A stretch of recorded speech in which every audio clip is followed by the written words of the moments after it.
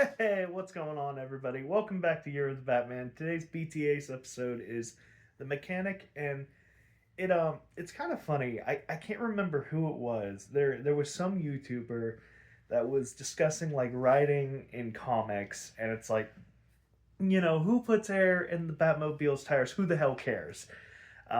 Because like the point they were trying to make was there's just some like continuity things that like writers don't really care about and the reader shouldn't really care about. But in this animated TV series, like they took the question, hey, if the Batmobile gets damaged, what do they do in this scenario? And it's really neat. So they have their mechanic. So it starts off Batman and Robin. They're on patrol and they're pursuing a like a penguin limousine. He's not in it, but his thugs are, and it's got like a penguin hood ornament to illustrate it as the penguin's car. So in the process, they're they're trying to find. They're going after these guys, and okay, so imagine there's this bridge, right? Like so, here's a bridge, but the middle part, instead of like how it opens up when like a boat's passing through, the middle part, so there's like three parts, boom, boom, and then boom. The middle part just like lifts up. I don't know if that's a thing in real life, but so that's what's happening. So during the chase, the car slowly goes down, and the first guy or the first car makes it, and they goes under the bridge and they crash on a passing boat. But the Batmobile, it gets like the front of the car gets like crushed as it's closing, so they have to take it to the mechanic. Well, a few days pass, and one of the thugs was telling Penguin, he's like, "Hey, I've got a buddy that keeps track of like car parts and like shipping and whatnot, and he's found that some unusual car parts have been ordered, and he believes these car parts are used for the Batmobile." And Penguin, he's like, "Oh my god, this is so great! I'm gonna here. How about I pay you, and I'll just like escort you to the stuck to exit the sewer." And I don't know why he writes him a check and everything, and the he like goes down the sewer like whirlpool, and the guys are like, "Boss, where the hell did you send him?" He's like, "Oh, you should be taking like a sea cruise or something by now." I'm like, "Penguin, why the hell did you even write the check in the first place if you're just gonna troll the guy?" I guess just get his hopes up, give him a false sense of, "Oh, hey, look what the penguin did for me." I don't know, it's just a dick move. I thought it was really funny. Um, so they find out the location of where the mechanic is, and it's this one guy and his daughter who repair the Batmobile and whatnot. And the penguin, he finds out that it's there's some kind of computer system involved in the Batmobile, so they convince the mechanic to rewire it so Penguin can have control of it. Otherwise, the daughter's being held hostage, and that's why he does what he does.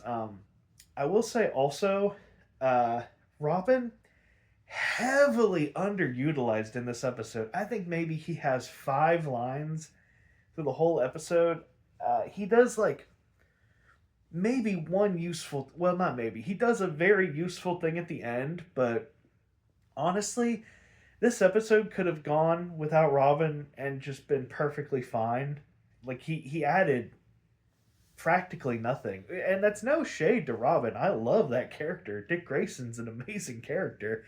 I just felt in this episode he was very underutilized. Like he didn't really crack wise as much, and he didn't really. I don't know. He just didn't do anything. So that's kind of my little nitpick there. So anyway, Batman and Robin, they pick up the Batmobile, and Earl, the mechanic, he tells them like, "Oh yes, my daughter, she's in the basement. Yes, that's right, she is in the basement," which is like him trying to like give Batman a code phrase to him. And he also is like, "Oh, by the way, I also fixed your AC vent switch. Yes, I fixed your AC vent switch," which I'm like, Batman, this man couldn't have been giving you bigger hints. Like he's literally like doing that. Um, so they exit, and then Batman's like, "Man, that was really weird. I wonder what he was on about." the first thing I would have done, the very first thing, was to flip the AC switch. But I mean, that's just me. So Penguin, he shows up in his car and he's like mocking Batman. So the chase is on, but he takes like full control of the Batmobile and he guides him to an airport.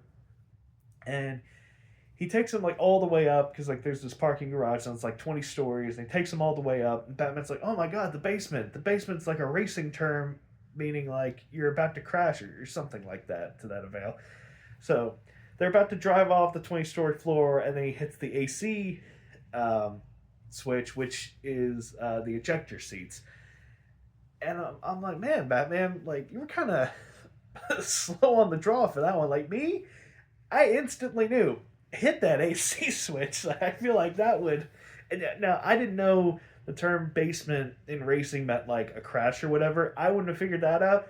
But I do know when somebody goes out of their way to say I fixed the AC switch, that's probably the first thing I'm gonna check. Um, so anyway, they eject out of their seats, and their seats also have gliders on the back of them. So the chase is on. Batman, he uses the grappling hook to grab onto Penguin, and during the chase, they like run into a plane, and then they crash their car. And Penguin, he holds the one girl hostage, and then out of nowhere, Robin comes in gliding and kicks him.